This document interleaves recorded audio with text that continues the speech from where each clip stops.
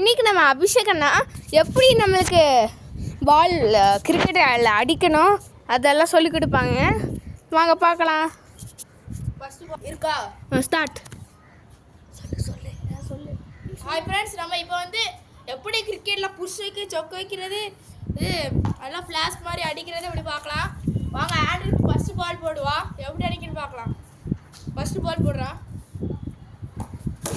இது வந்து நம்ம பேட்டரியில் பால் பின்னாடி போகுது, ஆனால் திருப்பி ஒரு ரீபால் போடுவான். நம்ம எப்படி அடிக்கணும்னு பார்க்கலாம்.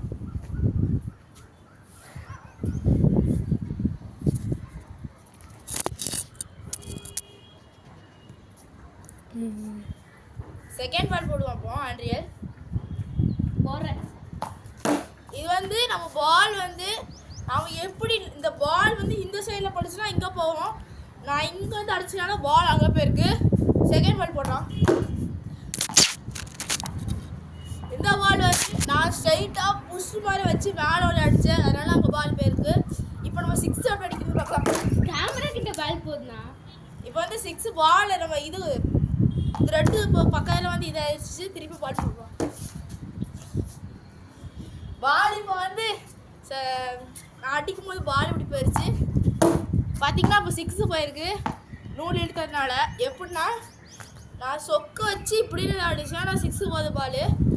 ஏன்னா நான் அவன் பால் போட்ட ஃபோர்ஸில் நான் அடித்த ஃபோர்ஸ் இருக்கும். இப்போ பார்த்தீங்கன்னா 6 போயிருக்கு. இப்படின்னு அடித்தேன்.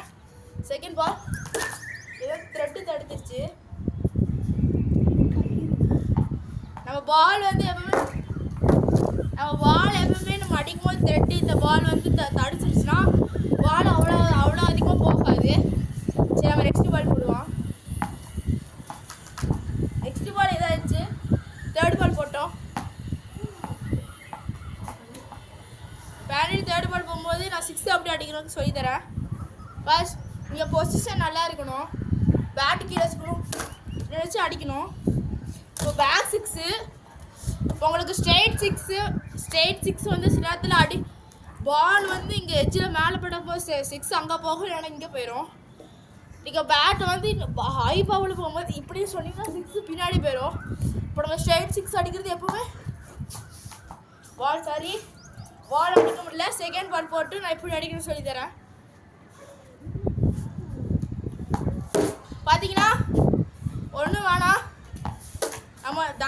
நம்ம தோனி அடித்த மாதிரி தான் இப்படின்னு அடிக்கணும், அவ்வளோதான். 6 ஃப்ரெண்ட்ஸ் இப்படி அடித்தா அவன் கேட்ச் ஈஸியாக பிடிக்கலாம் ஃப்ரெண்ட்ஸ். அப்புறம் நம்ம கேட்ச் பிடிக்கிற மாதிரி அடிக்கணும்னா திடீர்னு பிடிச்சிங்கன்னா ஈஸியாக கேட்ச் பிடிச்சிருவாங்க. தேர்டு பால் அப்படின்னு அடிச்சோன்னா ஈஸியாக தான்.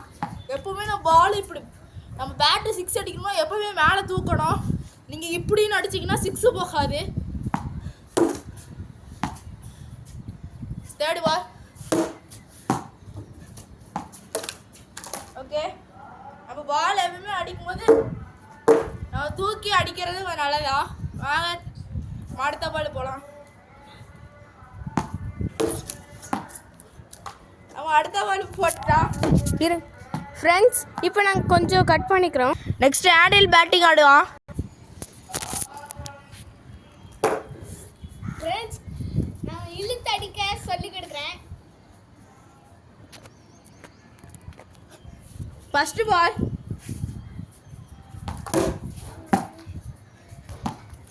இதே மாதிரி அடிங்க.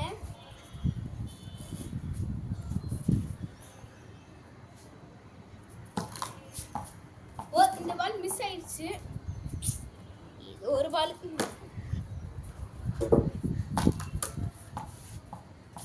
இந்த பாலும் மிஸ் ஆயிடுச்சு, கொஞ்சம் மிஸ் ஆயிடுச்சு. கயிறுல மாட்டிச்சு.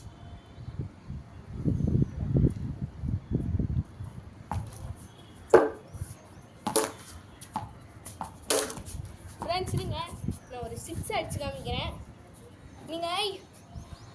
ஃப்ரெண்ட்ஸ் நீங்களும் இதே மாதிரி ஆர்டர் பண்ணி வாங்கிக்கோங்க. இந்த கயிறில் இந்த பாலில் கயிறு கட்டினா இழுத்து அடிக்கலாம், எங்கேயும் போகாது.